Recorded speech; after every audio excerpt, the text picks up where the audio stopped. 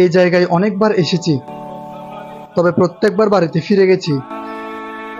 একদিন আসবো, ওই দিন আর ফেরা হবে না বাড়ি, কারণ অনেক স্বপ্ন পূরণ করা বাকি আছে। তাই চলে যেতে হবে ওই দূর প্রবাসে।